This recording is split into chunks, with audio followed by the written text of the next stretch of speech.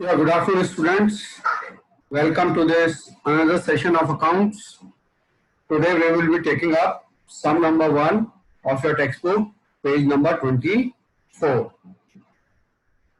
Jay and Shama are partners sharing profit and losses in the ratio of 1:1.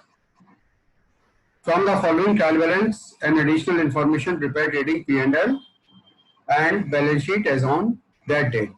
Let us see the trial balance debit side first. It is opening stock, debit side of trading account, bill receivable. It is an asset. It will go in the asset side of the balance sheet. Wages and salaries. It is wages and salary is a direct expenditure. It will go in the debit side of trading account. Sundry debtors, asset in the balance sheet. Bad debt, indirect loss. It will go in the debit side of P&L account. Purchases is a direct expenditure. It will come in the trading account debit side.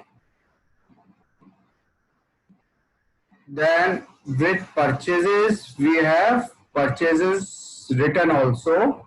So it is an internal adjustment. We mark it. Motor car asset in the balance sheet. Machinery asset in the balance sheet. Audit fees. It is an indirect expenditure. It will come in the debit side of P&L account. Sales return will be subtracted from sales. Where is sales? Then discount debit side, it means it is an loss. It will come in the debit side. Indirect loss, debit side of P&L account. Building is an asset.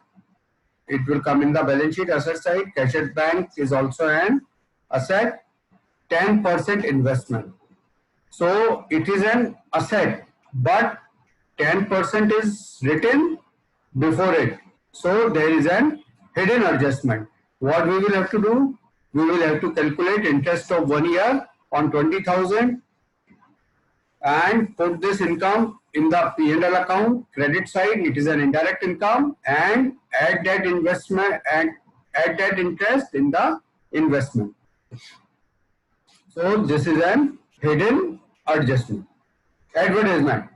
Once again, advertisement in the bracket it is written paid for 9 months. Advertisement is an indirect expenditure. It will come in the debit side of P&L account. But in bracket it is written as paid for 9 months. All the expenditures are for 12 months. It means for 9 months we have paid, for 3 months we have to provide. 3-month expenses are yet to be paid. They are outstanding.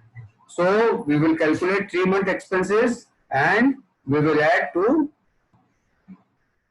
advertisement, and 3-month expenses are outstanding. We will put it in the liability side of the balance sheet. Royalty is a direct expenditure. It will come in the trading account debit side. Reserves are amounts set aside out of profit.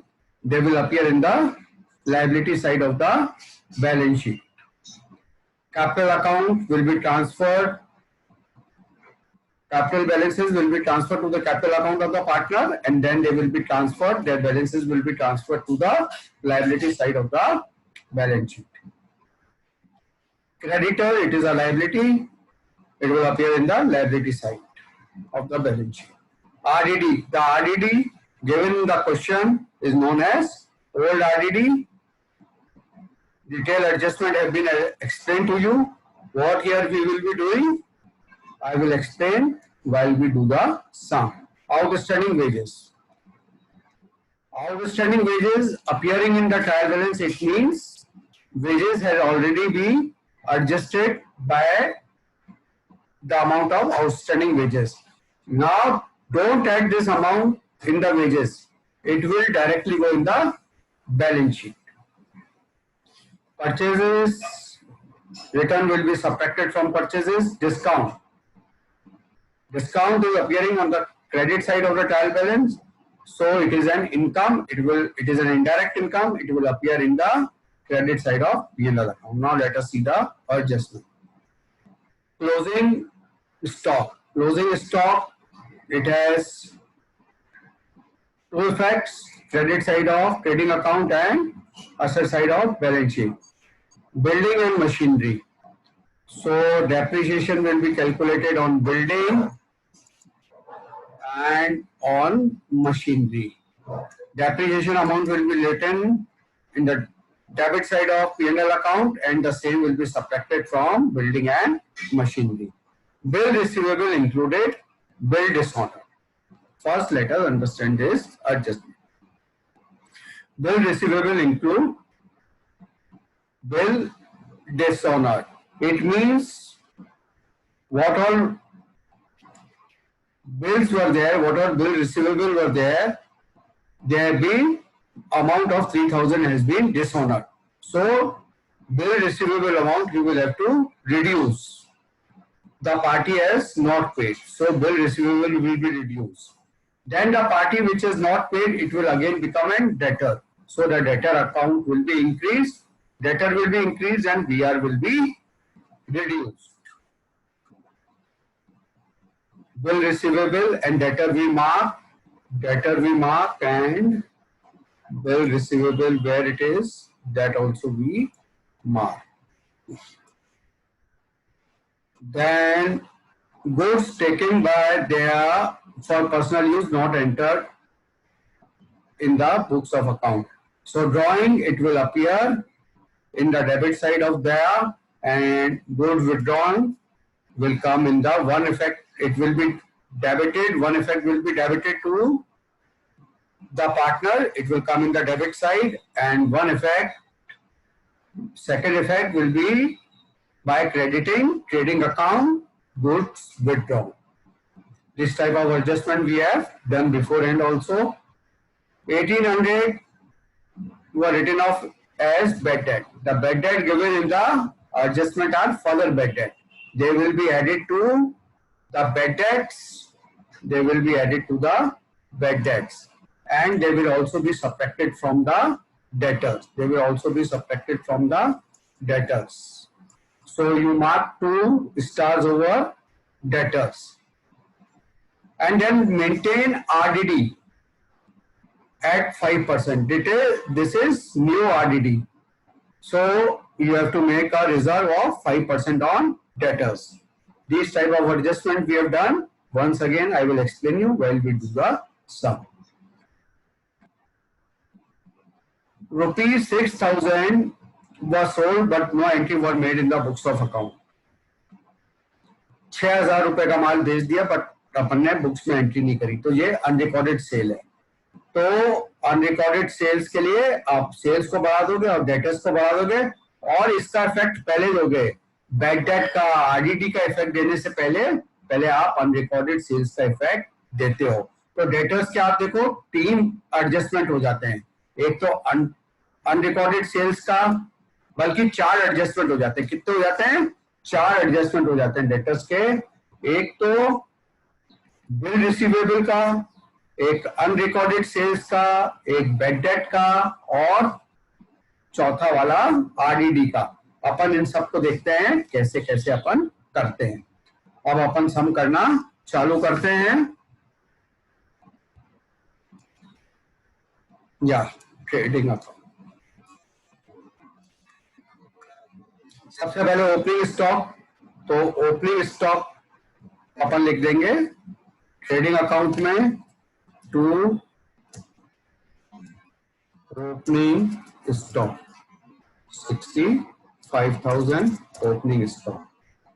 उसके बाद bill receivable 28,000. Bill receivable asset है. Bill receivable क्या है? Asset है. इसको अपन ने क्या कर रखा है? मार्क कर रखा है. बिल रिसीवेबल असेट है, इसको अपन ने मार्क कर रखा है. Bill receivable I remember it is 28,000. कितना है? 28,000. अब बिल रिसीवेबल में एडजस्टमेंट क्या है? Bill receivable include bill dishonour. आपका बिल क्या हुआ था? डिसऑनर हो गया था. तो आपको क्या करना है? बीआर में से माइनस करना है और डेटर्स में ऐड करना है, क्योंकि जो बिल के पैसे आ रहे थे वो आए नहीं, तो अमाउंट कम हो जाएगा, और जिससे अपन पैसे मांगते थे वो वापस से अपना डेटर बन गया। तो बिल रिसीवेबल में से क्या करोगे, माइनस लेस बिल डिसऑनर। 3,000 रुपए का बिल डिसऑनर हो गए और ये 25,000 आउटर कॉलम में आ गया। अब आप क्या करोगे, डेटर्स लिखोगे। क्या लिखोगे, डेटर्स का अमाउंट लिखोगे।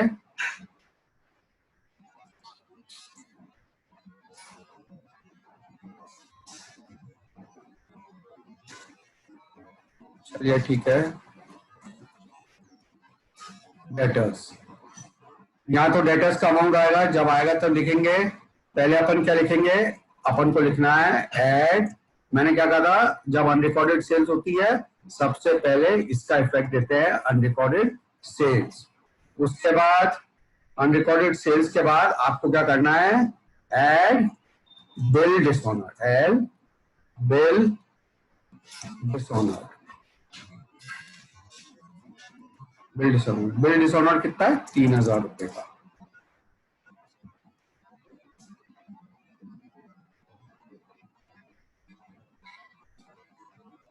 अपन इसका goods were sold but no entry were made, इसका इफेक्ट अपन दे देते हैं। 6,000 रुपए का माल बिका था, एक इफेक्ट इसका यहाँ पे आएगा और एक इफेक्ट क्या होगा, सेल्स में ऐड करेंगे। किसमें ऐड करेंगे, बाय सेल्स। जो भी होगा लेस रिटर्न है, यहाँ पे लेस रिटर्न्स लिखेंगे और इसमें ऐड अनरिकॉर्डेड सेल्स। कितना है, 6,000 रुपया अनरिकॉर्डेड सेल्स है। सेल्स का इफेक्ट अपन पहले लेते हैं, बाकी के बेड डेट के आरडीडी के एडजस्टमेंट बाद में करते हैं। तो अपन ने दिया एडजस्टमेंट। फिर wages and salary 9,000, wages direct expenditure है, ट्रेडिंग अकाउंट में आएगा।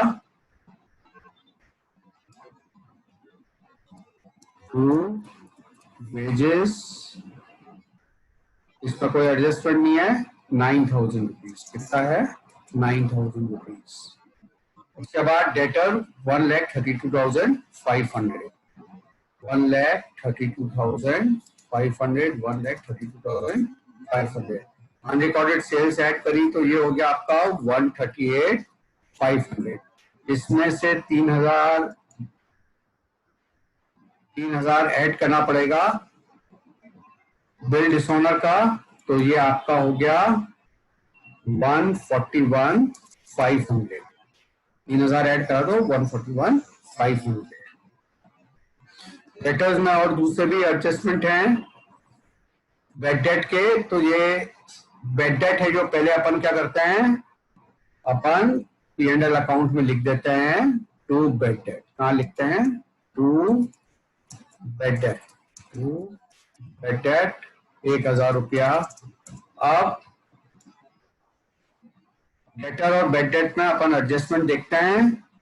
Right off 1,800 as bad debt, तो फर्दर बेड डेट है, फर्दर बेड डेट को अपन बेड डेट में ऐड करते हैं और डेटर्स में से माइनस करते हैं। तो यहाँ पे add further bad date, further bad date 1,800, तो टोटल जो आपके बेड डेट हो गए। अब दूसरा इफेक्ट इसका, लेस फर्दर बेड डेट 1,800, तो ये आपका हो गया। आउटर कॉलम में नहीं लिखेंगे बच्चों, दिस माइनस दिस, क्योंकि अभी अपन को नए आरडीडी का भी इफेक्ट देना है। Less new RDD, new RDD, new RDD कितना है, ये बोलता है 5% ऑन डेटर्स। तो डेटर्स आपके कितने, ये डेटर्स की फिगर कितनी आई है, 139,700, 139,700। इसके ऊपर आपको 5% कैलकुलेट करना है। 5% कितना होगा, 139,700 इंटू 5/100, तो ये 69 5%, तो 6985, 6985 को अपन क्या करेंगे, 6985 को इसमें से माइनस कर देंगे, डेटर्स में से दिस माइनस दिस, ये आपका 132,715 आ जाता है। और ये नए आरडीडी को अपन क्या करेंगे, इसमें ऐड कर देंगे, ऐड आरडीडी 6985, ये आपका कितना हो जाएगा, is equal to this plus this, ये आपका इतना हो गया। अब इस अमाउंट में से अपन क्या करते हैं, less old RDD. Old RDD आपको ट्रायल बैलेंस पे दिया हुआ है, यहाँ पे दिया हुआ है ना क्रेडिट साइड में, ये जब आएगा अपन इसको माइनस कर देंगे। अभी अपन ने ये वाला भी एडजस्टमेंट कर दिया, गुड्स अनरिकॉर्डेड का भी, सोल्ड अनरिकॉर्डेड का भी एडजस्टमेंट कर दिया। ठीक है बच्चों, ये आएगा जब अपन ये लिख देंगे, ये अपन ने डेटर्स का अमाउंट पूरा भर दिया। अब आपका परचेजेस, परचेजेस में एडजस्टमेंट है, अपन परचेजेस को डायरेक्ट एक्सपेंडिचर है टू परचेजेस, कितना अमाउंट है परचेजेस का, 1,48,000, 1,48,000 लेस रिटर्न, लेस रिटर्न। जब रिटर्न आएगा अपन लेस कर देंगे। परचेजेस में और कोई एडजस्टमेंट तो नहीं है, और कोई एडजस्टमेंट नहीं, रिटर्न आपका आएगा ना, आपका ये परचेजेस रिटर्न आएगा, अपन इधर चलेंगे तो अपन माइनस कर देंगे। Motor car, motor car asset है, तो मोटर कार को अपन इधर लिख देते हैं, मोटर कार, कितना अमाउंट है मोटर कार का, 68,000, 68,000। मशीनरी, जो अपन हाईलाइट कर रखा है, मतलब इसमें एडजस्टमेंट है मशीनरी, मशीनरी 1,14,800। अब इसमें लेस डेप्रिशिएशन 1,14,800, 1,14,800। कितना डेप्रिसिएशन है मशीनरी के ऊपर, बिल्डिंग के ऊपर 5% और मशीनरी के ऊपर 3%। देखो मशीनरी के ऊपर 5 है, सॉरी बिल्डिंग के ऊपर 5 है, मशीनरी पे 5 मत लगा देना, मशीनरी के ऊपर 3 है, तो मशीनरी के ऊपर 3%, 3%, sorry 3% is equal to this into 3/100, तो ये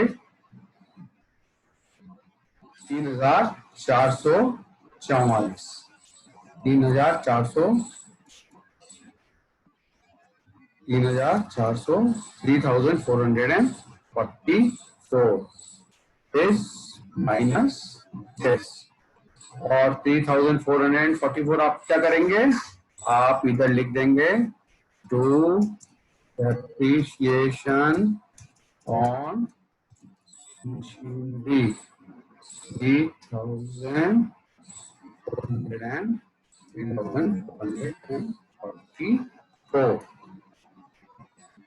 ठीक है। मशीनरी पे मैंने क्या करा, 3%, ठीक है। अब नेक्स्ट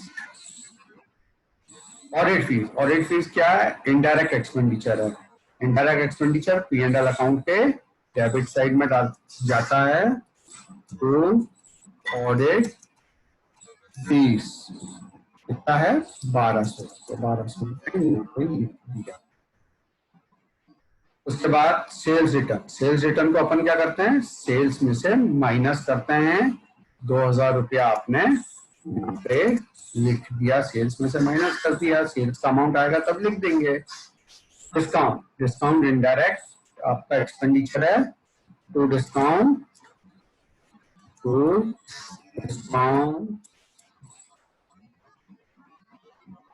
2300। बिल्डिंग 75,000 रुपया। बिल्डिंग अपन ने हाईलाइट कर रखा है, इसका मतलब इसमें एडजस्टमेंट है। बिल्डिंग 25,000 लेस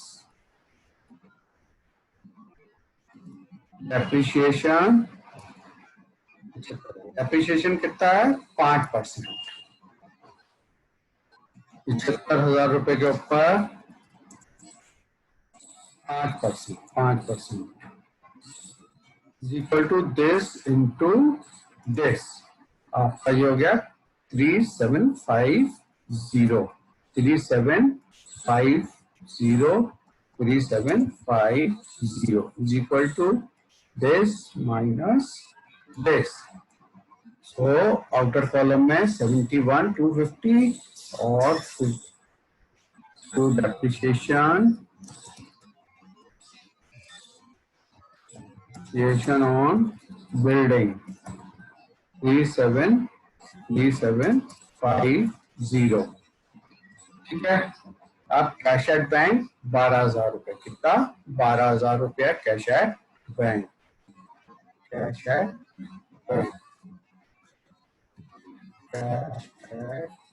बैंक 12,000 रुपया।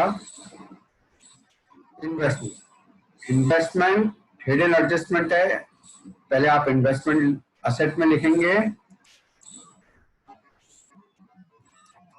इन्वेस्टमेंट 20,000 रुपया इनर कॉलम में लिखेंगे। एट, अब क्या है? At interest approved, interest due but not receive. कितना है ये? 20,000 रुपया आप लिखेंगे। इंटरेस्ट कितना होता है अपन देखते हैं। इसके आगे 10% लिखा हुआ है, इसका मतलब इसके ऊपर 10% का इंटरेस्ट मिलेगा। तो 20,000 इंटू 10/100, ये आपका 2,000 रुपया आया।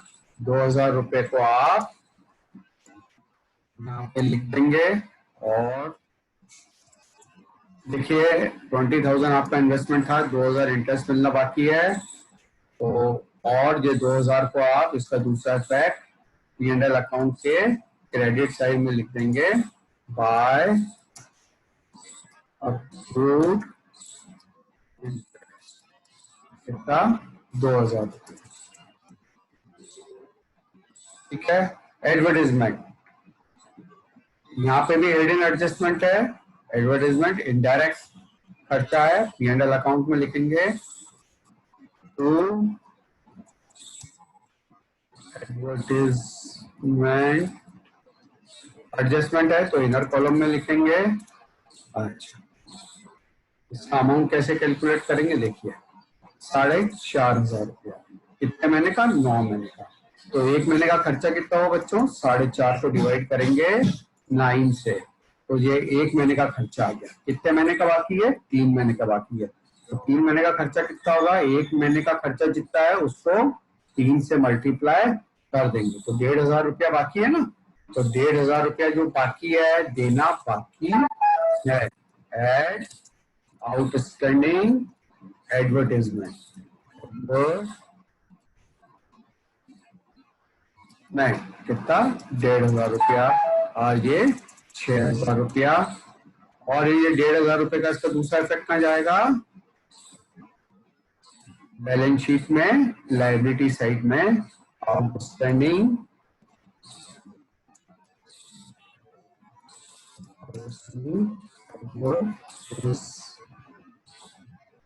में कितना? 1,500 रुपया। ठीक है, दोनों इफेक्ट हो गए। रॉयल्टीज डायरेक्ट खर्चा है, रॉयल्टीज को अपन ट्रेडिंग अकाउंट में लिख देंगे। ट्रेडिंग अकाउंट में टू रॉयल्टीज लिख देते हैं।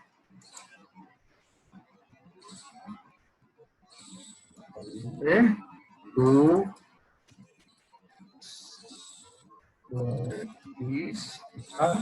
3,000 का आई बिलीव 3। डेबिट साइड अपन ने खत्म कर दी। अब अपन आते हैं क्रेडिट साइड। सबसे पहले क्या है? General reserve 14,500। तो जनरल रिजर्व क्या है? प्रॉफिट में से जो बचा के अपन ने रखा है उसको क्या बोलते हैं? General reserve. जनरल रिजर्व कहाँ पे जाएगा? प्रॉफिट का हिस्सा है। प्रॉफिट कहाँ पे जाता है? अपनी बैलेंस शीट में अपन पार्टनर्स में जोड़ते हैं। पार्टनर्स का बैलेंस कहाँ जाता है? लायबिलिटी साइड में। तो जो भी प्रॉफिट का क्रेडिट बैलेंस होता है वो कहाँ पे जाता है? लायबिलिटी साइड में। तो जनरल रिजर्व प्रॉफिट में से ही बनाया जाता है, तो ये भी लायबिलिटी साइड में जाएगा। जो भी क्रेडिट बैलेंस है, जो भी क्रेडिट बैलेंस होते हैं, या तो ट्रेडिंग अकाउंट के क्रेडिट साइड में आते हैं, P&L के क्रेडिट साइड में आते हैं, या फिर लायबिलिटी साइड में जाते हैं। जनरल रिजर्व या प्रॉफिट में से ट्रांसफर किया जाता है। प्रॉफिट का जो बचा हुआ अपन प्रॉफिट में से जो अलग अमाउंट रखते हैं फ्यूचर में मीट करने के लिए, उसको जनरल रिजर्व कहा जाता है। प्रॉफिट में से जो बचा के रखते हैं उसको रिजर्व कहा जाता है। फ्यूचर में कोई भी कंटिजेंसी, कोई भी मुसीबत आए, अपन इस्तेमाल कर सकते हैं। तो 14,500 रुपया अपन 14,500। उसके बाद कैपिटल अकाउंट गया को मार्क कर रखा है, इसका मतलब कुछ एडजस्टमेंट है। इसको तो अपन क्या करते हैं? पार्टनर्स के कैपिटल अकाउंट में ट्रांसफर कर देते हैं बाय गया and by balance brought down. By balance brought down. तो पार्टनर्स का कैपिटल अकाउंट है by balance brought down 160 and 160 and 140। ठीक है, बाय दैन बाय शी। अब दया को हाईलाइट कर रखा है, देखते हैं एडजस्टमेंट क्या है इसका। Adjustment goods worth 4 number, goods worth 1000 were taken not enter. तो रिकॉर्ड नहीं करा तो आप कर लो, क्या होगा? पार्टनर को डेबिट करेंगे और ट्रेडिंग अकाउंट के क्रेडिट साइड में लिख देंगे टू गुड्स विथड्रॉन। दया के डेबिट में लिख देंगे और ट्रेडिंग अकाउंट के क्रेडिट साइड में बाय गुड्स कितना है? 1000। आप लिख दीजिए बाय गुड विड्रॉन बाय तो इसको, ठीक है।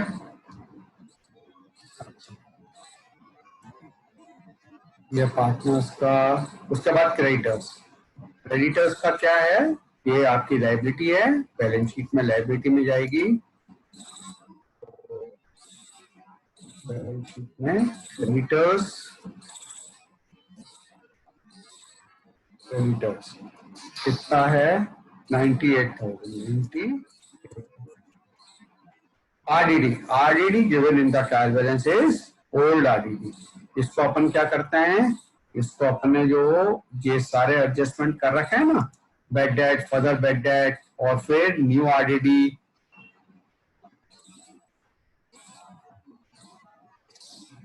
उसमें से आप क्या करते हैं? ओल्ड RDD को माइनस कर देते हैं। कितना है ओल्ड RDD आपका? 1800। कितना है? 1800। तो दिस माइनस दिस अमाउंट 798। ये आपका बेड डेट का खर्चा है। Outer column bed date, further bad date, जो भी टोटल आया उस टोटल में आपने नया रिजर्व न्यू RDD ऐड करा, इन दोनों को ऐड करा, जो भी टोटल आया उसमें से ओल्ड RDD को माइनस कर। सेल्स 2,85,500, 2,85,500।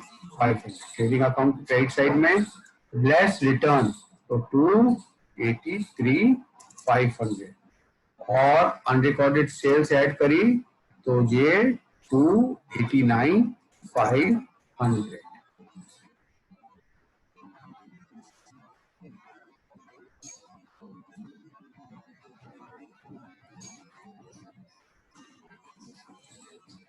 क्या बच्चों, आउटस्टैंडिंग वेजेस, वेजेस देना बाकी है 700 रुपया। 700 रुपया जो ट्रायल बैलेंस में आया, इसको ऐड कर दूं क्या वेजेस में? नहीं, अगर जो एडजस्टमेंट में दिया हुआ होता तो वेजेस में ऐड करते। डायरेक्ट ट्रायल बैलेंस में आउटस्टैंडिंग वेजेस दिया हुआ है तो ये केवल बैलेंस शीट में जाएगा, आउटस्टैंडिंग वेजेस। देखिए ये गलती अब आप लोग नहीं करेंगे, कई बार डिस्कस हो गई है। 700 रुपया परचेज रिटर्न, इसको परचेज में से माइनस कर देंगे। 4,000 रुपया को परचेज में से माइनस कर देंगे तो ये कितना हो गया? 1,40,000। एक मिनट, इसको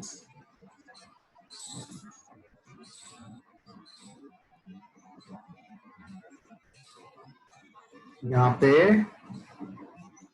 आपको परचेज रिटर्न हुआ तो ये 144,000 हुआ। वापस इसको अपन इधर लिख सकते हैं और कोई एडजस्टमेंट नहीं।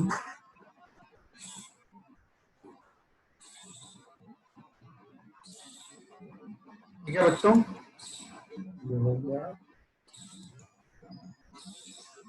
वेजेस,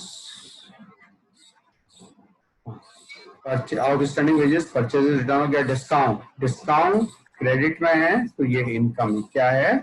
इनकम है, तो आप इनडायरेक्ट इनकम है बाय डिस्काउंट, बाय डिस्काउंट कितना है? 1800। ट्रायल बैलेंस की सारी चीजें अपन ने कर ली। अब एडजस्टमेंट देखना, 40,000 क्लोजिंग स्टॉक है। क्लोजिंग स्टॉक के दो इफेक्ट होते हैं, एक ट्रेडिंग अकाउंट में क्रेडिट साइड में, और दूसरा आपका बैलेंस शीट में जाएगा। बैलेंस शीट में असेट में क्लोजिंग स्टॉक यहाँ पे लिख दें, स्टॉक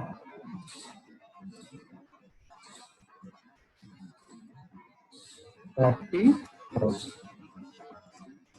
ओके, डेप्रिसिएशन का आप कर ही चुके हैं। डेप्रिसिएशन मशीनरी और बिल्डिंग में, यहाँ पे भी आपने माइनस कर दिया है। मशीनरी से भी माइनस कर दिया और बिल्डिंग से भी माइनस कर दिया। Bill receivable include bill dishonour, bill receivable में से आपने माइनस कर दिया और डेटर्स में आपने ऐड कर दिया। उसके बाद बेड डेट का आप एडजस्टमेंट अच्छे से कर चुके हैं। फर्दर बेड डेट देखिए, वापस बता देता हूँ आपको। फर्दर बेड डेट यहाँ पे कर दिया, नया आरडीडी कैलकुलेट कर लिया, और फर्दर बेड डेट यहाँ पे और नया आरडीडी यहाँ पे। 6,000 का माल बेचा था, कोई एंट्री नहीं करी।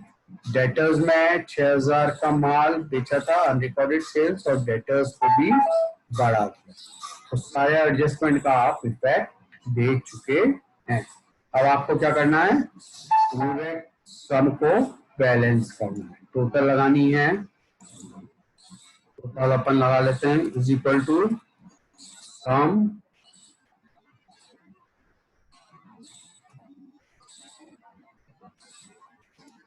क्रेडिट साइड की ट्रेडिंग अकाउंट की टोटल आपकी आती है 3,30,500। आप डेबिट साइड की टोटल लगाते हैं। डेबिट साइड की टोटल कितनी आती है आपकी? 2,21,000। 2,21,000। क्रेडिट साइड की टोटल ज्यादा है तो क्या है? Gross profit is equal to this minus this. तो ये आपका 1,09,500 आपका क्या हो गया? Gross profit 1,09,500।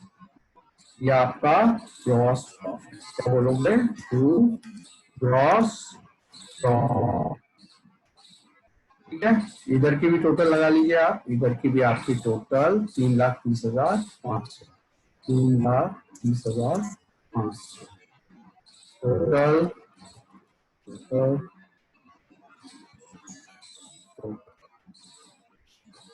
ठीक है, इसको आप डिलीट कर दीजिए।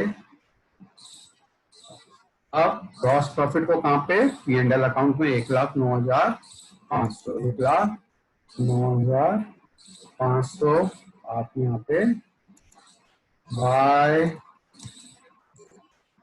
Gross profit 1,09,500। आप इधर की टोटल लगा लेते हैं, 1,09,500, 1,13,300, 1,13,300 क्रेडिट साइड की टोटल 1,13,300। अब अपन डेबिट साइड की टोटल लगाते हैं। डेबिट साइड की टोटल कितनी हुई? डेबिट साइड की टोटल अपनी 24,679, 24,679। तो ये अपन ने is equal to this minus this, ये कितना हो गया? 88। प्रॉफिट कितना हो गया? 88,621, 88,621। इस प्रॉफिट को क्या करेंगे? पार्टनर्स में बांट टू से ट्रांसफर टू दया एंड क्षमा। कितना है इसका? 50%, 50% is equal to this into this. आपका 44,310.50। तो अपन क्या करते हैं, एक को राउंड ऑफ कर देते हैं और एक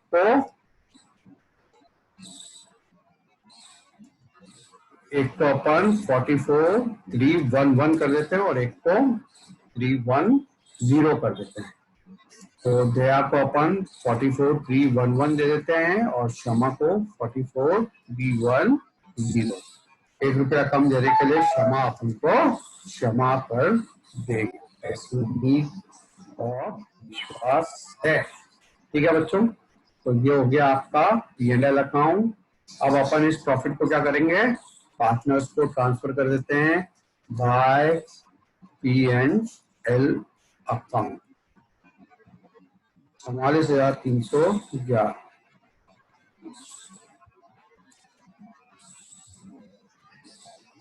44,311 और 44,310।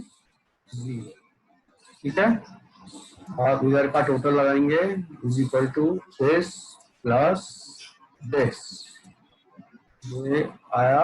और ये टोटल आप 2,4,311 में से ये 1,000 माइनस कर दिया तो 2,03,311 और ये कितना हो गया? 164,310। यहाँ पे लिख देंगे टू बैलेंस CD।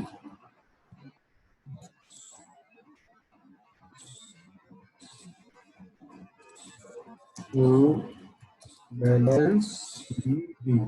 ठीक है बच्चों, ये माइनस कर दिया अपन ने, तो जो 204,311 और 164,310,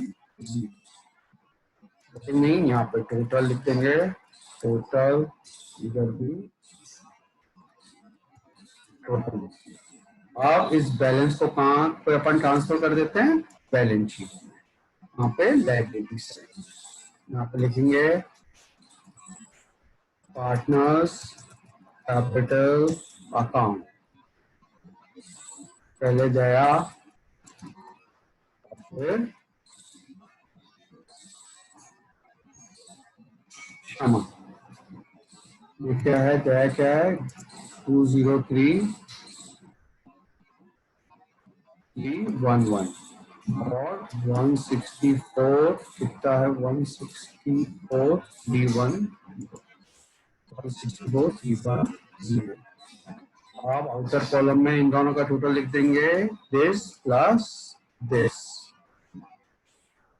क्या आप अपन ने सब एडजस्टमेंट कर दिए, सब की टोटल बाहर लिख दी। अब इसकी टोटल लगा देते हैं 482,321, 482,321। ये आपकी टोटल इधर की आ गई। इधर की टोटल देखते हैं। देखिए सब इधर का अपन ने आउटर कॉलम में लिख दिया और इधर का भी आउटर कॉलम में लिख लिया, इधर का भी लिख लिया, इधर का भी लिख लिया, ये भी लिख लिया। अब अपन क्या करते हैं, सारे एडजस्टमेंट अपन ने कर दिए। अब अपन टोटल करते हैं, इधर का टोटल भी 482 321 ही आता है। 482 321, 482 320